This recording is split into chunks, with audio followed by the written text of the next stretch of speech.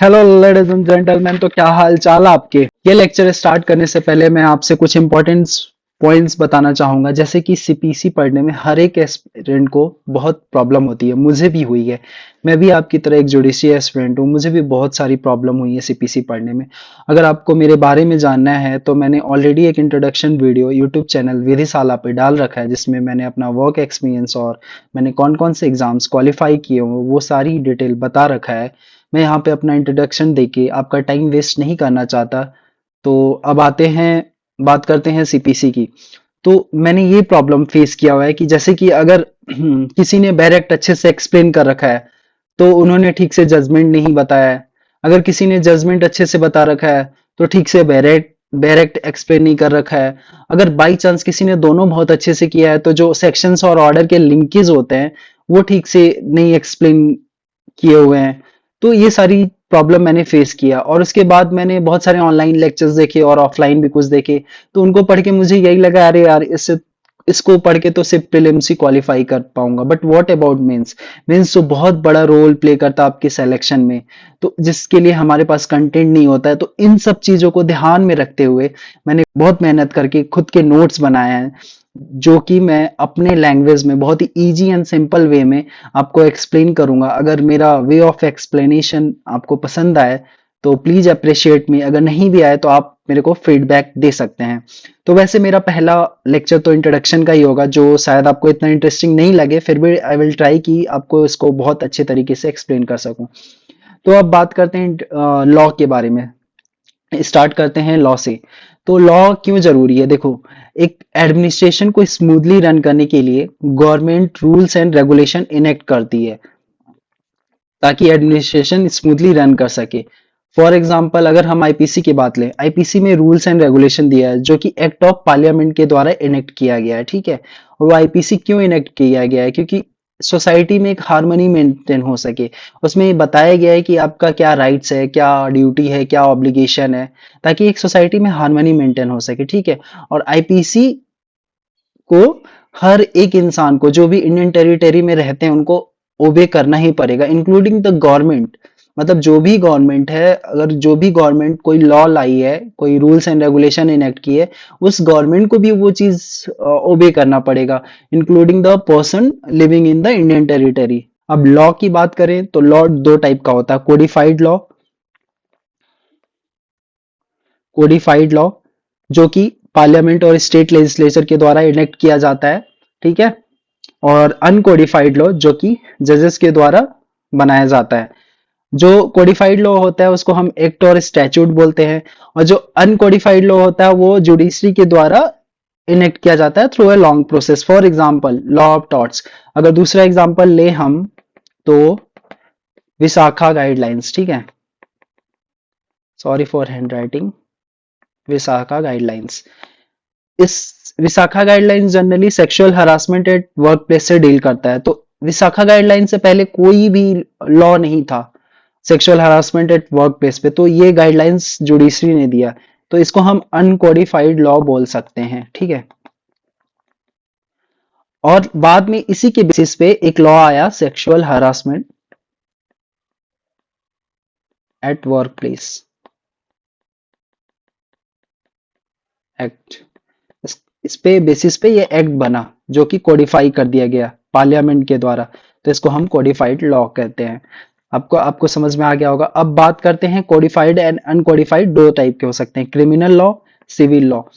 अगर बात करते हैं क्रिमिनल लॉ की, तो क्रिमिनल लॉ क्या है? Legal wrong against society at a large. मतलब आपने ऐसा कोई लीगल रॉन्ग किया है जिससे बहुत बड़े पैमाने पे सोसाइटी को हैम्पर होगा, मतलब सोसाइटी को हार्म होगा। फॉर एग्जाम्पल, अगर आपने मर्डर किया, डकैती किया, तो इससे क्या होता है, सोसाइटी पे बहुत बड़ा इम्पैक्ट पड़ता है। तो ये क्रिमिनल रॉन्ग होगा। इसका एक ही रेमेडी है, पनिशमेंट। इसका रेमेडी कंपनसेशन कभी हो ही नहीं सकता, तो इसमें पनिशमेंट देना बहुत जरूरी है ताकि society at large level hamper ना हो सके। अगर हम सिविल लॉ की बात करें तो लीगल लॉ अगेंस्ट ए इंडिविजुअल, मतलब पर्टिकुलर इंडिविजुअल। फॉर एग्जांपल, कोई कॉन्ट्रैक्ट कर लिया, दो लोगों के बीच में कॉन्ट्रैक्ट हुआ और कॉन्ट्रैक्ट ब्रीच हो गया, तो वो सिविल लॉ के अंडर आएगा, सिविल रॉन्ग होगा वो, ठीक है। तो इसका रेमेडी कंपनसेशन, मतलब कंपनसेशन से ही काम चलाया जा सकता है। अब बात करते हैं लीगल रॉन्ग क्या होता है। देखो लीगल रॉन्ग क्या होता है, फॉर एग्जांपल एक इंसान ए है, एक इंसान बी है। अगर ए ने बी का लीगल राइट को वायलेट कर दिया तो वो लीगल रॉन्ग हो गया, ठीक है। लीगल राइट क्या हो गया, जैसे कि दो लोगों के बीच में कॉन्ट्रैक्ट हुआ, ए और बीच के बीच में कॉन्ट्रैक्ट हुआ, तो अगर बी का कोई लीगल राइट है कॉन्ट्रैक्ट के द्वारा, उसका कुछ लीगल राइट निकला ही होगा। अगर वो चीज ए ने वायलेट कर दिया तो वो लीगल रॉन्ग हो गया, अगर हम सिविल लॉ की बात करें। सिमिलरली क्रिमिनल लॉ में होगा, ठीक है। अब नेक्स्ट पे आते हैं, rights and obligation of members of civilized society would be meaningful only when they are determined and enforced which is possible by two sets of law, that is substantive and procedural। तो इसका ये मतलब है कि जो भी civilised society के members होते हैं उनका जो राइट्स एंड ऑब्लिगेशन होता है वो तब ही मीनिंगफुल होगा जब तक वो डिटरमाइंड और इन्फोर्स नहीं हो जाता, जो कि पॉसिबल हो सकता है only by substantive and procedure law. अब इसका मतलब मैं समझाता हूं। देखो जो राइट्स एंड ऑब्लिगेशन जो डिटरमाइन होता है, अगर हम आईपीसी और सीआरपीसी की बात करें तो जो राइट्स एंड ऑब्लिगेशन है वो आईपीसी डिटरमाइन करता है मेंबर्स का, ठीक है, डिटरमाइन करता है। और इन्फोर्स किसके द्वारा होता है, सीआरपीसी के द्वारा। तो ये क्या हो गया, सब्सटेंसिव लॉ हो गया, सब्सटेंसिव लॉ हो गया। ये क्या हो गया, प्रोसीजर लॉ हो गया, ठीक है। अगर हम सिविल लॉ की बात करें तो कॉन्ट्रैक्ट क्या करेगा, कॉन्ट्रैक्ट राइट्स एंड ऑब्लिगेशन बताएगा टू पार्टी के बीच में, और सीपीसी क्या करेगा, इसको इन्फोर्स करेगा। अगर हम सिविल लॉ की बात करें तो सीपीसी इन्फोर्स करेगा, तो ये प्रोसीजर हो गया, ठीक है। तो यही चीज ये बताना चाहते हैं। अब हम इसको डिटेल में बात करेंगे, सब्सटेंसिव लॉ क्या होता है और प्रोसीजर लॉ क्या होता है, इसको हम डिटेल में बात करते हैं। तो देखो सब्सटेंसिव लॉ क्या होता है, branch of law which defines और determine rights duty and liability of the party. अभी जो मैंने आपको बताया कि एक ब्रांच ऑफ लॉ है जो कि rights duty and liability of the party को डिफाइन करता है।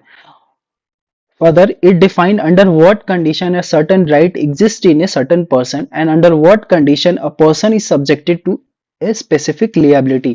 इसका मतलब क्या है, देखो अगर हम आईपीसी की बात करें तो आईपीसी में एक कंडीशन है प्राइवेट डिफेंस का, प्राइवेट डिफेंस। उस प्राइवेट डिफेंस में आपको एक राइट मिलता है कि अगर आपका किसी के साथ मुठभेड़ हुआ तो आप उस इंसान का डेथ कॉज कर सकते हो। It's depend on the intensity, इसमें अभी डिटेल में नहीं जाते हम।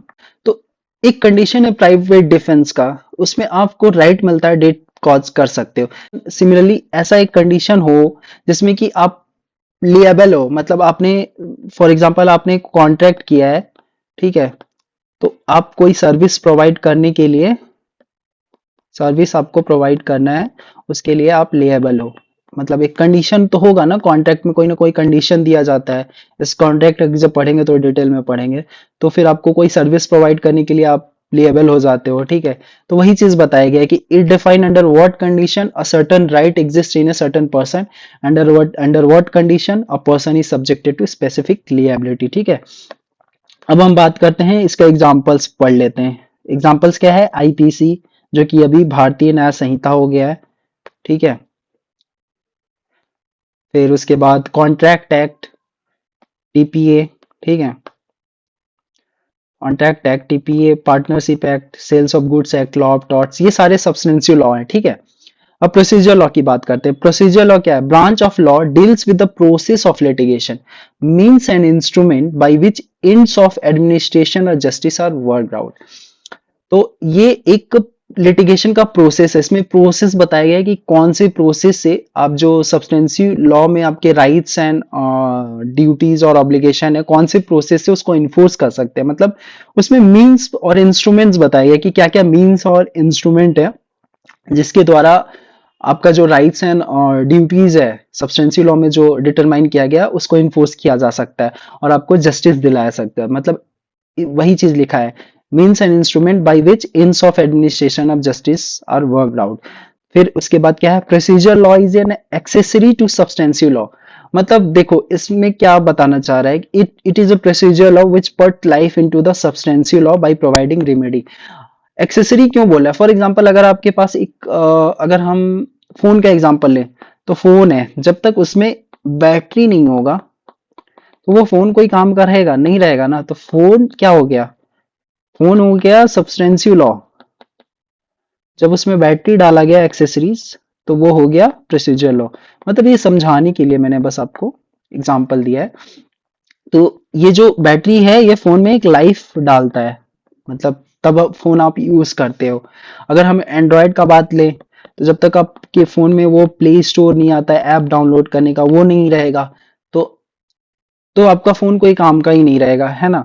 तो प्ले स्टोर जो एंड्रॉयड है, एंड्रॉयड में आता है, वो मान लो एक टाइप का प्रोसीजर हो जो कि आपके फोन में एक लाइफ डालता है। तो सिमिलरली यही चीज बताई गया है, it is a procedure law which put life into the substantial law by providing remedy. कि प्रोसीजर लॉ रेमेडी प्रोवाइड करता है, तो इसीलिए वो सब्सटेंशियल लॉ में लाइफ पुट करता है। फॉर एग्जाम्पल, अगर सब्सटेंशियल लॉ कॉन्ट्रैक्ट, आप दो लोगों के बीच में कॉन्ट्रैक्ट हुआ, कॉन्ट्रैक्ट ब्रीच हो गया, तो रेमेडी क्या मिलेगा, जिसका कॉन्ट्रैक्ट बीच हुआ है, रेमेडी क्या मिलेगा, वो सीपीसी डिफाइन करेगा। तो सीपीसी रेमेडी प्रोवाइड करता है, तो वो कॉन्ट्रैक्ट एक्ट को एक लाइफ दे रहा है। तो यही चीज यहाँ पे बताया गया। अब इसमें आते हैं एग्जांपल्स, क्या हो सकता है। सीआरपीसी, जो कि भारतीय नागरिक सुरक्षा संहिता हो गया। इंडियन एविडेंस एक्ट, जो कि भारतीय साक्ष्य संहिता हो गया। सीपीसी, सिविल प्रोसीजर कोड, जो हम आगे पढ़ेंगे अभी। Limitation act, extra. अब देखो जॉन साल्मोन ने क्या बोला है, the law of procedure may be defined as that branch of law which governs the process of litigation. Just ऊपर मैंने यहाँ पे आपको बताया था, it is the law of action, all the residue is a substantial law. आप इसको कहीं भी कोट कर सकते हो, फॉर एग्जाम्पल आंसर्स लिखने में, एग्जाम इंट्रोडक्शन में कोट कर सकते हो। अब प्रोसीजर लॉ कुछ रूल्स बताता है, जैसे कि who shell move the court in what manner, कि कौन कोर्ट जा सकता है, क्या मैनर होगा कोर्ट में जाने का, क्या प्रोसेस होगा। वो मैं जब आपको स्टेज ऑफ सिविल सूट पढ़ाऊंगा, इसके नेक्स्ट में स्टेजेस ऑफ सिविल सूट पढ़ाऊंगा, तो उसमें आपको बताऊंगा ये सारी चीजें। फिर the procedure by which courts arrive at there decision, मतलब किस प्रोसीजर पे कोर्ट डिसीजन देगा, ये सारी चीजें प्रोसीजर लॉ में बताया जाएगा। जैसे सीआरपीसी हो गया, एविडेंस एक्ट, सीपीसी हो गया इसमें। अब एक इस पे एक केस है, in commission of wealth tax versus Shravan Kumar Swarup 1994। इसमें कोर्ट ये हेल्ड करता है कि it can be said that the substantial law is concern with the ends which administration of justice seek, while procedure law is connected with the means and instrument by which these ends are to be attained। वही चीज बताना चाहता है कि substantial law जो होता है वो, मतलब जो एंड है, एक केस का एंड क्या होना चाहिए, एक केस का एंड क्या होना चाहिए, जस्टिस मिलना। तो सब्सटेंशियल लॉ उससे डील करता है। उसका मतलब है कि आपको जस्टिस मिले, अगर आपके साथ कुछ गलत हुआ है तो आपको जस्टिस मिले। ये सब्सटेंशियल लॉ आपका राइट्स एंड ऑब्लिगेशन में ये बात करता है, ठीक है। और प्रोसीजर लॉ क्या करता है, प्रोसीजर लॉ मीन्स और इंस्ट्रूमेंट बताएगा कि हाँ, कि किस मीन्स के द्वारा कैसे कैसे आप वो जस्टिस आप पा सकते हैं। तो वही चीज इस केस में बताया गया था। ये हो गया लॉ के बारे में इंट्रोडक्शन। अब हम आते हैं introduction of civil procedure code. तो देखो पहले ही मैं बता दिया प्रोसीजर लॉ के बारे में, आपको बहुत अच्छे से एक्सप्लेन किया।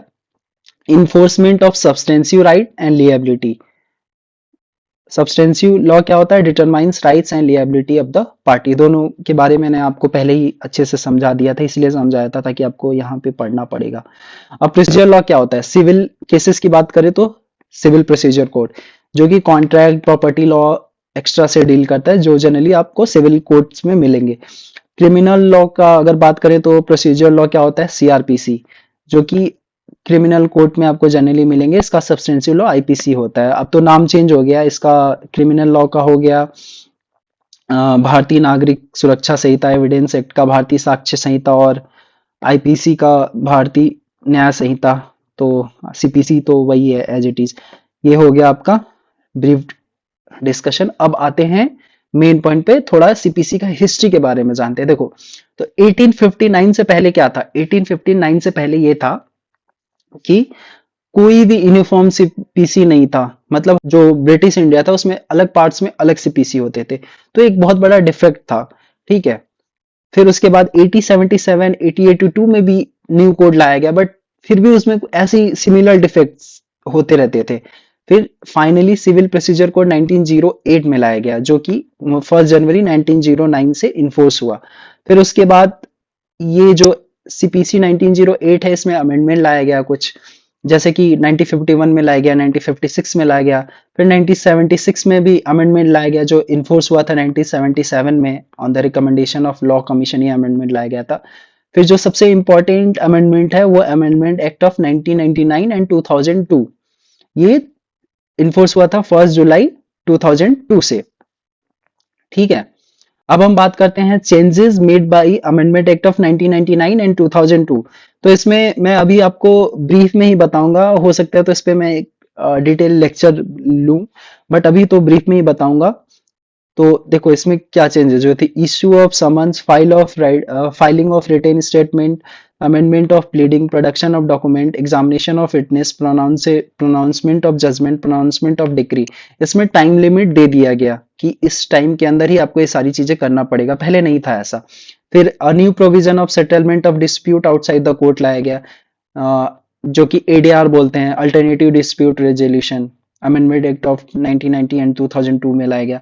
फिर number of adjournment have been restricted, a provision for recording of evidence by court of commissioner has been made, provision for filing of an appeal in a court which passed the decree, scope of first appeal, second appeal, later patent appeal and revision has been curtailed, इसको हटा दिया गया।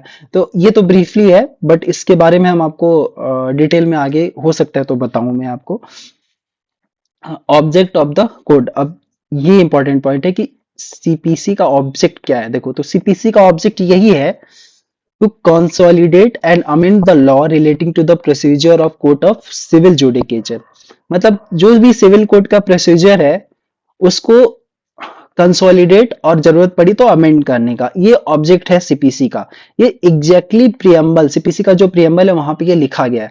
फिर उसके बाद जो CPC का जो भी ये प्रोसीजर है वो इसलिए डिजाइन किया हुआ है ताकि वो जस्टिस प्रोवाइड कर सके, procedure designated to facilitate justice. तो सीपीसी का ये भी ऑब्जेक्ट है टू प्रोवाइड जस्टिस। ठीक है, अब आगे पढ़ते हैं। CPC 1908 is a consolidated code which lays down all law related to the procedure adopted by civil court. वही ऊपर जो फर्स्ट पॉइंट था यही चीज बताया गया।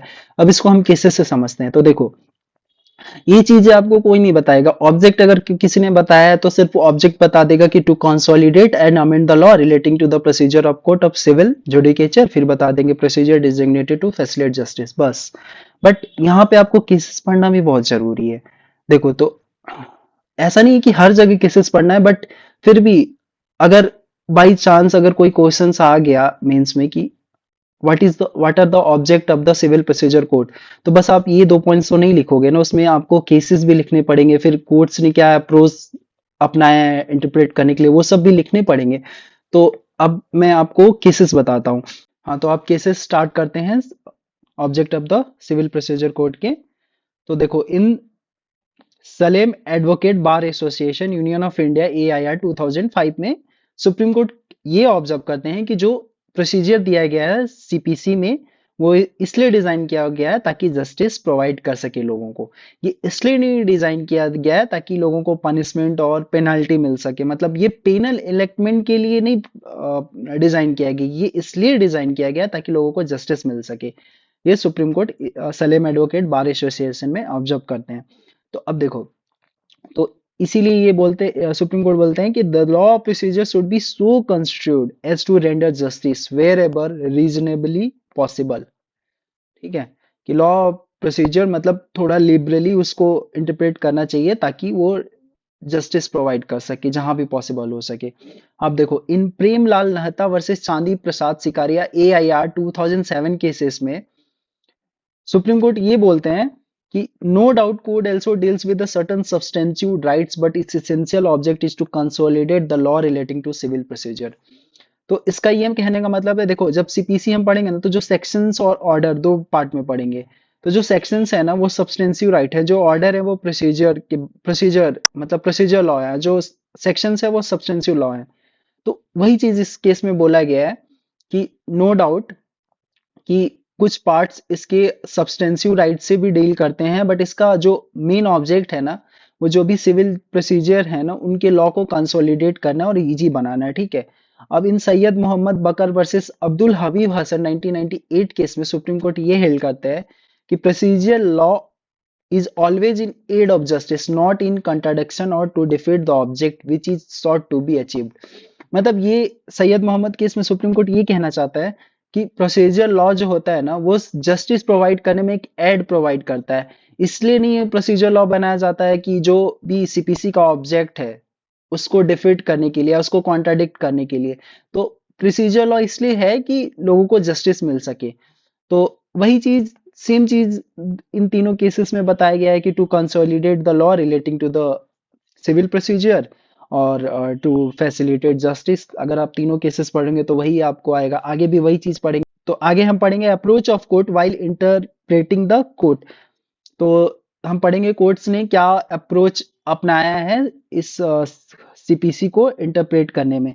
तो देखो, इन संग्राम Singh versus election tribunal AIR 1955 case में सुप्रीम कोर्ट ये हिल करता है कि जो कोड है ना वो जस्टिस को फैसिलिटेट करने के लिए डिजाइन किया गया है।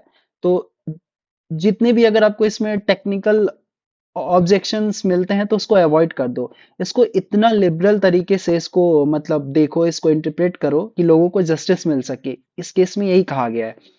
Again in Jai Jai Ram Manohar Lal versus national building material supply 1969 case में सुप्रीम कोर्ट यही हेल्ड करते हैं कि the rules of procedure should be liberally construed so as to render the enforcement of substantive right effective.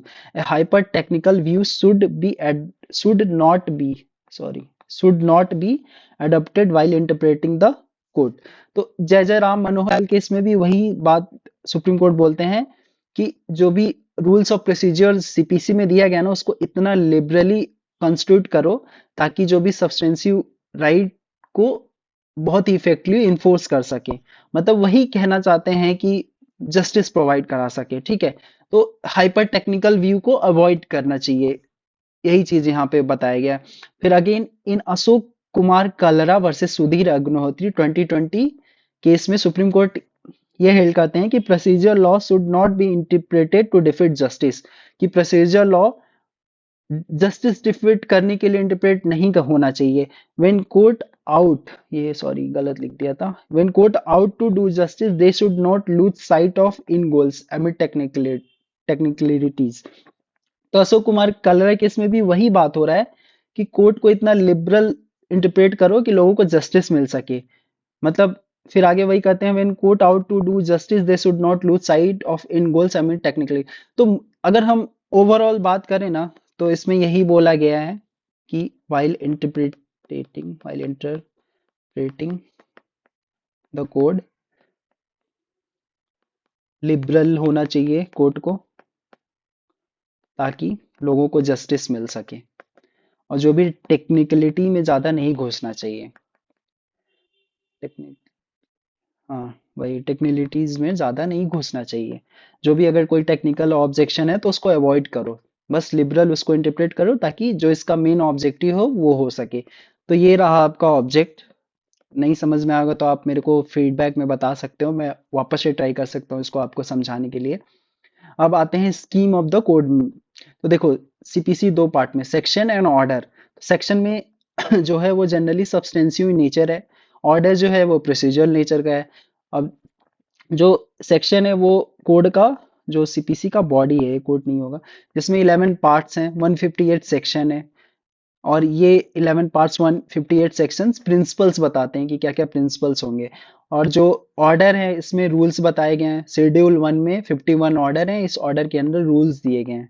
ठीक है, और ये रूल्स में क्या है कि जो भी सेक्शंस में प्रिंसिपल बताए गए हैं वो प्रिंसिपल को कैसे अप्लाई करना है उसके मीन्स बताए गए हैं। ठीक है, अब जो ये सेक्शंस हैं वो सिर्फ लेजिस्लेचर के द्वारा ही अमेंड किया जा सकता है, और जो ऑर्डर हैं वो हाई कोर्ट भी अमेंड कर सकता है, उसको पावर है, rule making power under section 121 to 131 of CPC. ठीक है, अब ये कुछ पॉइंट्स पढ़ते हैं। देखो पहले हम पढ़ेंगे प्रिलिमिनरी पार्ट सेक्शन 1 टू 8। ठीक है, फिर पार्ट 1 पढ़ेंगे सूट के बारे में, section 9 to 35 B and order 1 to 20 इसके साथ लिंक करके पढ़ेंगे। Part 2 execution section 36 to 74 order 21।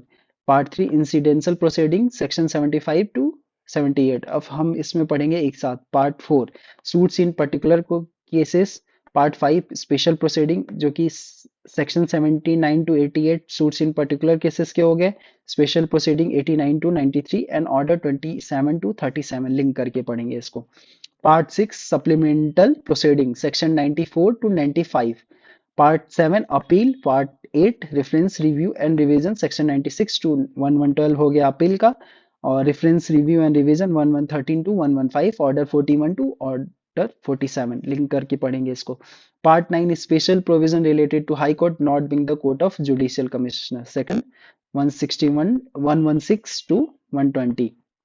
Part 10 rules high court power to make rules and make amendment section 121 to 130 जो मैंने आपको यहाँ पे अभी बताया था। Part 11 miscellaneous section 132 to 158।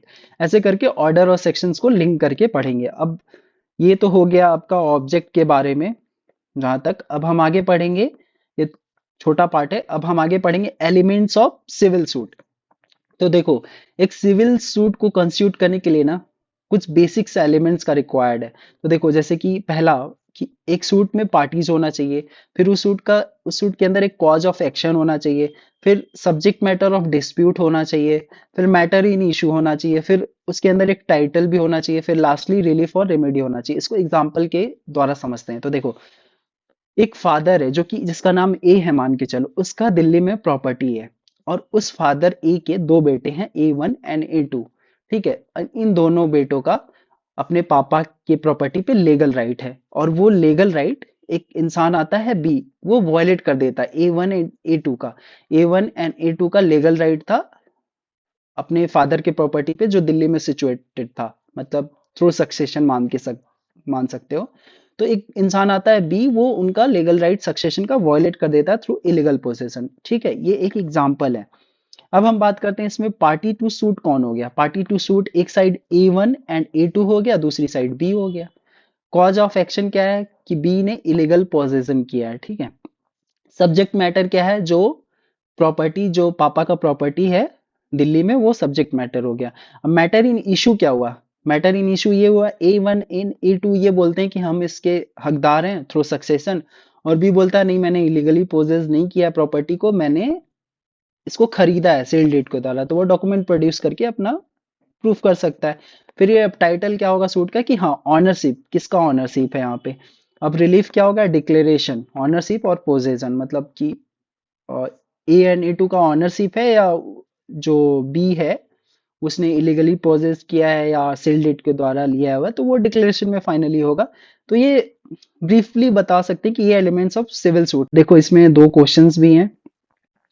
What are the basic elements constituting a civil suit? How cause of action can be differentiated by subject matter in dispute? तो आप इसको लिख सकते हो, लिख के मेरे को टेलीग्राम पे भेज सकते हो।